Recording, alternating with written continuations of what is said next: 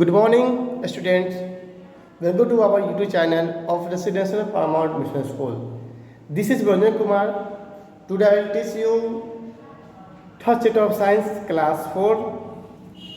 तो आज की वीडियो में हम लोग थर्ड चैप्टर जो हम लोग जो था उसका हम लोग क्वेश्चन आंसर के बारे में जानेंगे. तो फर्स्ट हम जानेंगे हम लोग MCQs क्वेश्चन के बारे में, है ना.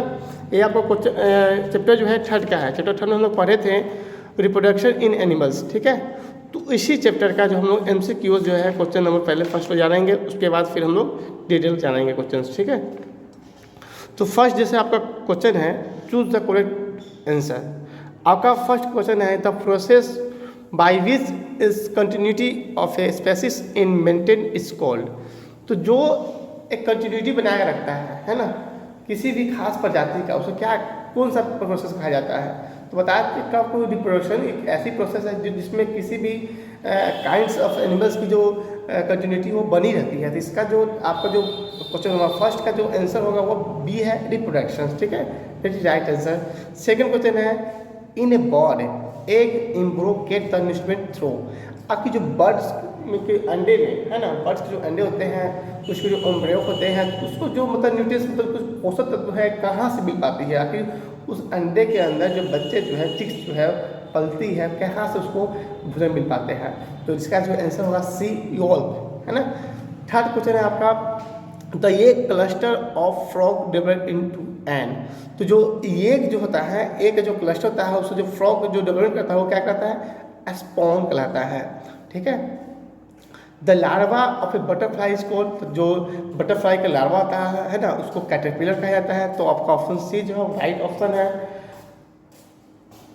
Question number 5 the process by which an insect shed of its oval skin is called.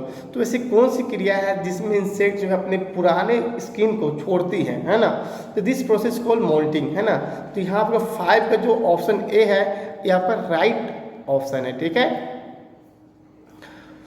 उसका क्वेश्चन नंबर 6 है आपका कि an animal that does not reproduce by giving birth to young one is, है ना. तो इसमें कौन सा ऐसा एनिमल्स है जो, है ना, अंडे नहीं देती हैं, ठीक है. गिविंग बर्थ यंग वन मतलब जो बच्चे नहीं देती हैं वो अंडे देती हैं, है ना.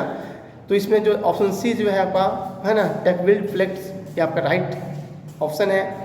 क्वेश्चन नंबर 7 है a marine mammals among the following. तो मेरीन मैमल्स को है ब्लू हेवन और डॉल्फिन, दोनों ही क्या है मेरीन मैमल्स ग्रुप में आते हैं, ठीक है. तो इसमें ऑप्शन सी जो है बोथ ऑफ दिस ये आपका राइट ऑप्शन है. अब है 8 number the process of animal that take the best care of its youngs one. तो ऐसा कौन सा एनिमल्स है जो अपने मतलब बच्चे को बहुत अच्छे से देखभाल करते हैं. तो यहाँ जो आपका जो ऑप्शन डी दिख रहा है मैमल्स, तो मैमल्स ही जो है जो अपने बच्चों को अच्छे से देखभाल करते हैं क्योंकि उसकी मदर जो होती है, मैमल्स की जो मदर होती है वो बच्चों को फिट खिलाती है, वो काफ़ी अच्छे से अपने बच्चों को देखभाल करती है. ये सभी जो रेप्टाइल्स है, एक्वेटिक एनिमल्स है, बर्ड्स, इनकी अपेक्षा जो मैमल्स जो है अपने बच्चों को काफ़ी अच्छे से देखभाल करती है. इसलिए क्वेश्चन नंबर जो 8 है आपका, इसका जो राइट ऑप्शन है आपका वो है डी नंबर मैमल्स, ठीक है. अब बात करते हैं 9 नंबर, है ना. 9 नंबर आपका है the statement not true about mammals. तो ऐसा कौन सा स्टेटमेंट है जो मैमल्स के रूप से क्या ट्रू नहीं है. सपोज मान लीजिए कि मैमल्स जो फर्स्ट आपका ऑप्शन देख लीजिए कि they have hair on their skin. तो मैमल्स के शरीर पे स्किन होते हैं, मतलब हेयर होते ही हैं स्किन पे, है ना. तो इन सभी ऑप्शन पढ़ने के बाद आपको जो ऑप्शन नंबर सी दिख रहा है they are cold blood animals, ये नहीं होते हैं. मैमल्स के पास वार्म ब्लड होते हैं, कोल्ड ब्लड होते हैं. इसलिए जो ऑप्शन सी है वो मैमल्स के रूप से क्या है रॉन्ग ऑप्शन है. इसलिए यहाँ ऑप्शन सी जो है राइट जो है ऑप्शन है इस क्वेश्चन का. 10 नंबर है कि इंसेक्ट रिप्रोड्यूस. तो इंसेक्ट कैसे रिप्रोड्यूस करते हैं. तो पहले वो अंडे देती है फिर लेइंग एक्स, ठीक है. अब आते हैं गिव शॉर्ट आंसर, ठीक है. गिव शॉर्ट आंसर पे आते हैं. तो फर्स्ट जैसे आपका दिख रहे हैं पेज पे लिखा हुआ है, ठीक है. पेज पे लिखा हुआ आपको दिख रहा होगा, ठीक है. तो पेज पे लिखा हुआ दिख रहा होगा. फर्स्ट क्वेश्चन है व्हाट इज रिप्रोडक्शन. तो रिप्रोडक्शन क्या है. तो इसका आंसर क्या दिया गया है कि reproduction ensure that the continuity of life and survival of the same kinds. Reproduction एक ऐसी क्रिया है जिसमें मतलब सेम काइंड्स के जो मतलब कंटिन्यूटी बनी रहती है और इससे जीवन जो है मतलब वो चलता रहता है। ठीक है, रिप्रोडक्शन वही क्रिया है, बताया भी थे रिप्रोडक्शन के बारे में। सेकंड क्वेश्चन है आपका, व्हाई डू एनिमल्स रिप्रोड्यूस? जो एनिमल्स होते हैं वो रिप्रोड्यूस क्यों करते हैं, है ना, प्रजनन क्यों करते हैं? तो reproduction is very necessary for the continuation of a species or a group of the animals. It ensures the continuation of similar kinds of the individuals generation after generation। बोला कि रिप्रोडक्शन क्रिया इसलिए जो है क्योंकि ये रिप्रोडक्शन क्रिया जो है एक जो है प्रकार की जाति को बनाए रखता है। अगर ये क्रिया नहीं हो पाती है, सपोर्ट मालिक की क्रिया नहीं हो पाती है, तो क्या होगा कि वो जाति फिर वो क्या धीरे धीरे वो जाति जो है संकट में पड़ जाएगी, वो जाति जो विलुप्त हो जाएगी। तो रिप्रोडक्शन क्रिया एक बहुत जरूरी क्रिया है जिसमें एक जनरेशन दूसरे जनरेशन मतलब पीढ़ी दर पीढ़ी जो है वो चलती रहती है, इसलिए रिप्रोडक्शन एक क्या है इम्पोर्टेंस प्रोसेस है। थर्ड आपका क्वेश्चन है, व्हाट इज मोल्टिंग? मोल्टिंग क्या है? The nymph become an adult after shedding of its wall skin, this process called molting. देखिए यहाँ पर हम नाइफ देती है बुक के अनुसार, पर देखिए मोल्टिंग ऐसी क्रिया आती है जिसमें इंसेक्ट जो होती है अपने ओल्ड स्किन को शेडिंग करती है, मतलब अपने पुराने त्वचा को छोड़ती है, इसी प्रोसेस को कहा जाता है मोल्टिंग कहा जाता है। आपका जो है फोन नंबर है to what help and the embryo to nourish inside a bird's egg। तो आखिर पक्षियों के अंडे में जो एम्ब्रो होते हैं वो उनको जो है पोषक तत्व जो है खाना जो है भोजन कहाँ से मिल पाता है, किस भाग से मिल पाता है? तो इन ए बर्ड्स एग, आपका आंसर है in a bird egg embryo get nutrient from yolk present inside egg. तो पक्षियों के अंडे में जो है एक युगल होते हैं, युगल से ही एम्ब्रियो जो है अपने पोषक तत्व को ग्रहण कर पाते हैं। क्वेश्चन नंबर 5 है आपका, why do birds sit on their egg? आखिर पक्षी जो है अपने अंडे पर क्यों बैठते हैं? तो birds sit on their egg to keep them warm. पक्षी अपने अंडे को गर्म करने के लिए बैठती है। ठीक है, तो ये था आपका शॉर्ट आंसर। अब जैसे आपका है C number, answer the following questions. ठीक है, तो फर्स्ट इससे आपका क्वेश्चन है कि explain the life cycle of butterfly, support your answer with a diagram. तो उसमें क्या करना है कि जो बटरफ्लाई का जो जीवन चक्र है, लाइफ साइकिल, उसको एक्सप्लेन करना है और एक डायग्राम को बनाना है। ठीक है, तो जैसे आपके बुक में जो है डायग्राम दिया हुआ है, देख सकते हैं, ये आपका डायग्राम है ना। ये जो बटरफ्लाई का जो लाइफ साइकिल उसका डायग्राम है कि पहले एक से कैटरपिलर से पुपा से बटरफ्लाई में बदलते हैं, है ना। से हमने भी ऐसा डायग्राम बनाने की कोशिश किया है। आपका जो फर्स्ट क्वेश्चन जो दिख रहे हैं तो उसका आंसर है कि butterfly and moths undergo complete metaphors in the which that they go through 4 different life stage. तो बटरफ्लाई जो है 4 स्टेज में उसकी जो जीवन चक्र वो चलती है। फर्स्ट स्टेज जैसे आपका है एग, है ना। अब बात है एग, तो एग क्या है? तो एग में जो आप देख रहे हैं कि a butterfly start its life as an egg. तो बटरफ्लाई जो स्टार्ट कहाँ से करता है? अपना एक अंडे दे के स्टार्ट करता है। फिर सेकेंड क्या है? Larva. The larva hatch from an egg and it's leaves of या flowers almost the constantly the caterpillar molts many times as grow। तो लार्वा जो है अंडे से निकलती है। अंडे निकलने के बाद जो है ना वो फूलों पे बैठती है या पत्तियों को खाती है। उसके बाद धीरे वो ग्रो करती है। ग्रो करने की वजह से देखिए यहाँ जो देख रहे हैं कि यहाँ अंडे से कैटरपिलर निकलता है, लार्वा कैटरपिलर ग्रुप आता है, तो पत्तियाँ खाती है, धीरे ग्रो करती है। उसका जो आपका थर्ड स्टेज है वो होगा पुपा, बटरफ्लाई का। It turn into the pupa is resting stage. तो जैसे वो कैटरपिलर जो है किस में बदल जाता है? पुपा स्टेज में जाता है। वहाँ पुपा का विराम लग जाता है। फिर वो एडल्ट कैसे बनता है? देखिए एडल्ट कि the beautiful flying adult emerges. There is no growth during this stage. This adult will continue life cycle and reproduce. ये जो क्रिया चलती रहती है, फिर वो पुपा से डायरेक्ट क्या होता है? कन्वर्ट हो जाता है एक सुंदर सा बटरफ्लाई में कन्वर्ट हो जाता है। तो आप इसका लाइफ साइकिल बना दीजिएगा। हमने लाइफ साइकिल बनाया है कि कैटरपिलर है, पुपा है, ये आपका एडल्ट बटरफ्लाई है, ये एग है आपका, ठीक है। तो आप भी इस तरह से एक है ना ब्यूटीफुल मतलब पिक्चर का ड्रॉ कीजिएगा, एक लाइफ साइकिल का ड्रॉ कीजिएगा, जैसा कि आपको बुक में दिखाया गया है, ठीक है। वैसे आप पिक्चर का ड्रॉ करेंगे। अब देखिए इस बार सेकेंड जो क्वेश्चन है आपका, describe the structure of N egg. तो अंडे का जो बनावट है उसके बारे में चर्चा करनी है, बतानी है आपको। देख रहे हैं यहाँ पे ए बर्ड, जो आपका सेकेंड क्वेश्चन का आंसर है, all birds egg have similar structure. सभी जो पक्षी होते हैं उनके जो अंडे का जो आकार होता है वो बराबर होता है। इस egg has hard protective outer covering called shell. अब प्रत्येक अंडे के जो बाहरी वातावरण होता है, जो हार्ड प्रोटेक्टिव सेल है ना, हार्ड होते हैं, उसको पूरा सेल कहा जाता है। With the shell inside white jelly like substance rich in protein called the albumin. और वही जो सेल के अंदर जो होता है वो वाइट है ना, उजले कलर का एक जेली पार्ट होता है, सब्सटेंस होता है, जिसमें प्रोटीन की मात्रा अधिक होती है, उसको है ना एल्बुमिन कहा जाता है। In the middle egg is yolk, और ठीक अंडे के मध्य में योल्क होता है, जिसमें which is rich in vitamin. से विटामिन की मात्रा अधिक होती है।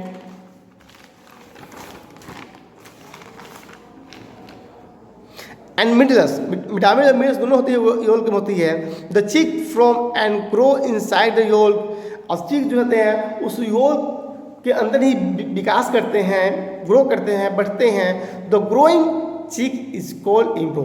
और वही जो ग्रोइंग चिक उसको इम्ब्रो के नाम से जानते हैं। It use the yolk and the food embryo develop into the चिक only when the keep egg is keeped one. तो वही जब पक्षियाँ जो अंडे को गंग करती है तो वही जो है इम्ब्रो जो है योल्क खाता है और एक वो चिक में बदल जाता है ना, मुर्गी के छोटे बच्चे में। कह सकते हैं कि बेबी चाइल्ड में है ना, मुर्गी बेबी चाइल्ड में बदल जाते हैं। अब जो आपका जो है थर्ड क्वेश्चन है कि how do mammals take care of their youngs one. तो मैमल जो है अपने बच्चों को कैसे केयर करती है। तो इसका जो आपका आंसर है थर्ड नंबर का, थर्ड का आंसर देखिएगा कि क्या लिखा हुआ है कि mammals take care of their babies for a long times. Mammal जो होते हैं अपने बेबी को लंबे समय तक देखभाल करती है। The mother feed the babies with her on milk. पहले माँ जो होती है वो अपने बच्चों को भोजन के रूप में अपनी दूध पिलाती है। She protect them against the animals, वो शत्रुओं से भी बचाती है। As they grow she teach them the find food and live there on. फिर विकास जब वो बढ़ता है तो वो सिखाती भी है कि कैसे तुम्हें भोजन की तलाश करना है, कैसे तुम्हें जीवन का व्यापन करना है। इन सभी चीज़ के बारे में जो मैमल्स के जो मदर होते हैं है ना, सी मैमल्स वो सिखाती है अपने यंग्स वन को। In certain the mammals fathers also help. उसके मैमल्स जो पिता होते हैं उसको भी हेल्प करते हैं। Male hunts for the food and guards for youngs one. Male जो क्या करते हैं भोजन को शिकार करके लाते हैं और छोटे बच्चे को देखभाल भी करते हैं, ठीक है। ये था मैमल्स में जो मैमल्स होते हैं अपने यंग्स वन को कैसे प्रोटेक्ट करते हैं, कैसे केयर करते हैं, उसके बारे में था। अब है आपका question number 4, what are the different stage of development in a frog. Name the process by which a tadpole turn into adult.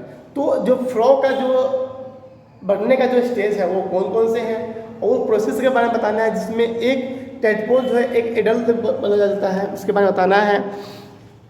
तो आपका जो क्वेश्चन नंबर 4 है उसका आंसर दिया हुआ है आपका कि the life cycle of A frog has 4 stage. तो जो फ्रॉग का जो लाइफ साइकिल है, जीवन चक्र, वो 4 स्टेज में बटा हुआ है। The egg cluster of the frog call spawn. जब अंडे से जो अंडे समूह से जो निकलती है तोड़ के है ना, उसको स्पॉन कहा जाता है। डेवलप इनटू टैडपोल, वही स्पॉन जो है विकास करके वो टैडपोल में बदल जाता है। Then its grow and slowly change into the young frog.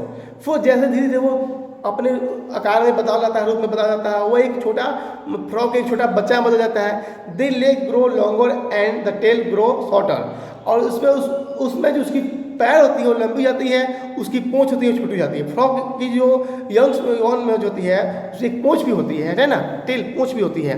Then its grow into an adult, फिर वो एक एडल्ट में बन जाती है, विच हैज़ नो टेल। जब वो एडल्ट हो जाती है, फ्रॉग जब एडल्ट में हो जाती है तो उसके पास कोई टेल नहीं होती है। Which has no tail, the process of growing into an adult frog from tadpole is called metamorphosis. तो वही क्रिया जिसमें मेढक जो है का एक टैडपोल जो है एक मतलब एडल्ट मेढक में बदल जाता है, एडल्ट फ्रॉग में बदल जाता है, ऐसी ही क्रिया को मेटामॉर्फिक्स के प्रोसेस के नाम से जाना जाता है। मेटामॉर्फिक्स में रूपांतरण करना है ना। तो यहाँ पे जो आपका जो सी नंबर जो है ना, वो आपका फिनिश हुआ। अब देखते हैं डी नंबर दिया हुआ है कि give two example of the following. तो यहाँ पर दो एग्जाम्पल देना है आपका कि एग लेइंग मेम्बर्स, तो कौन कौन से मेम्बर्स जो है वो एग देते हैं। तो स्पाइनी एंटीरियर है ना, एंटीरियर डकविल प्लेटिस।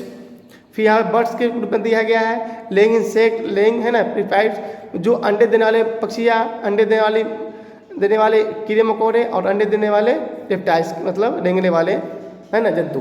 तो इन सभी के बारे में हमने दोनों नाम लिख दिया है, इसको आप बुक में फिलअप कर लेंगे। अब जो है आपका क्विक असाइनमेंट है, क्विक असाइनमेंट जो देख रहे हैं आपका है ना, tick the correct and cross the wrong answer. तो हमने केवल क्या किया है कि केवल जो करेक्ट था उसको टिक किया है, रॉन्ग को क्रॉस नहीं किया है, आप कर लेंगे। जैसे फर्स्ट में आपका है कि रिस्पिरेशन नहीं बल्कि रिप्रोडक्शन होगा है ना, क्योंकि रिप्रोडक्शन ही जो सेम का काइंड को सर्वाइव करता है। उसके बाद सेकेंड में आपका है कि मेंबर्स होगा, थर्ड में आपका सील होगा, फोर्थ में आपका यग होगा, एग होगा, 5 में आपका 4 स्टेज होगा। तो बटरफ्लाई के कितने स्टेज होते हैं, 4 स्टेज होते हैं, इसलिए 4 में हमने टिक मारा है। उसका फिर द ब्लैंक्स है ना, 2 water animals that look like fish but are mammals. तो 2 वाटर एनिमल्स है जो दिखने तो लगते हैं मछली है पर मेमल्स है, तो हवेल एक डॉल्फिन हो जाएगा। डैश ले एग इन देयर नेक्स्ट, तो घोंसला में अंडा कौन देती है, तो बर्ड्स। डैश ले एग इन वाटर, पानी में अंडे कौन देती है, तो फिश। डैश ले इन द सैंड सॉइल, मिट्टी पे बालू में अंडे कौन देती है, तो रेप्टाइल्स।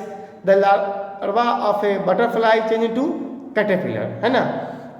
उसके बाद आप सी नंबर इसमें देख रहे हैं कि understand the relationship and complete the following as given in the examples. Examples दिया हुआ है कि बर्ड्स क्या अगर अंडे देती है, जैसे पहले है कि कॉकरोच का संबंध अगर जिस तरह से नाइफ से है तो फ्रॉग का संबंध किससे होगा। कॉकरोच का संबंध अगर नीफ से है तो फ्रॉग का संबंध किससे होगा, टैप्टर से होगा। तो उसी तरह बर्ड का संबंध अगर ले एग से है तो काऊ का क्या होगा, यंग्स वंश होगा, क्योंकि बर्ड अगर अंडे देती है तो काऊ कहती है बच्चे देती हैं।